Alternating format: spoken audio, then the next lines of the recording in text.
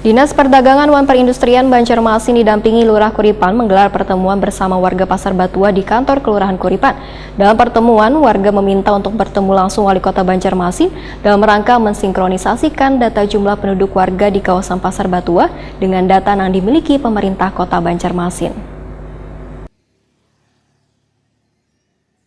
Dinas Perdagangan dan Perindustrian Banjarmasin didampingi Lurah Kuripan Yoyo Hardianto menggelar pertemuan bersama warga Pasar Batua di kantor Kelurahan Kuripan di Jalan Manggis, Banjarmasin Timur, Kamarian, Rabu 13 Juli 2022.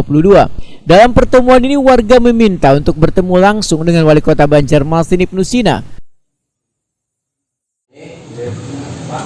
Yang Pak Ridho ini.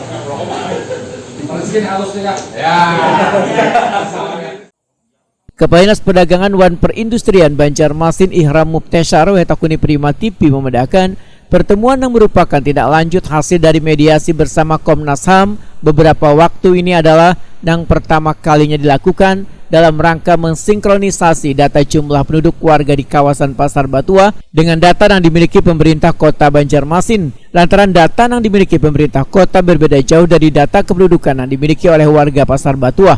Menurut Ihram Mubteshar, tercatat 561 jiwa dari 191 kepala keluarga Pasar Batua. Sedangkan data yang dimiliki oleh pihak Pasar Batua kurang dari data tersebut. Pada pertemuan selanjutnya, ujar Ihram Mubteshar, wacananya akan dihadiri Wali Kota Banjarmasin karena pemerintah kota diberi batas waktu 20 hari oleh Komnas HAM untuk melakukan dialog bersama warga Pasar Batua terkait sinkronisasi data kependudukan tersebut.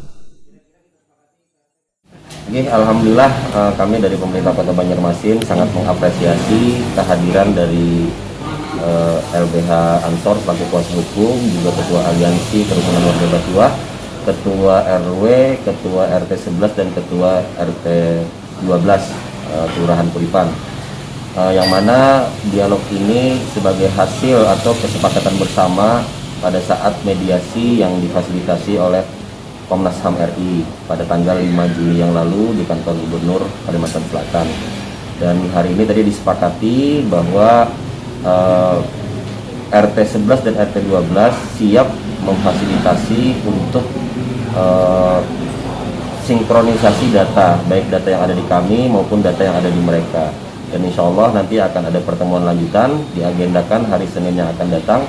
Kita akan bertemu kembali dan mungkin akhirnya nanti kita sama-sama turun ke lapangan untuk melakukan validasi data tersebut.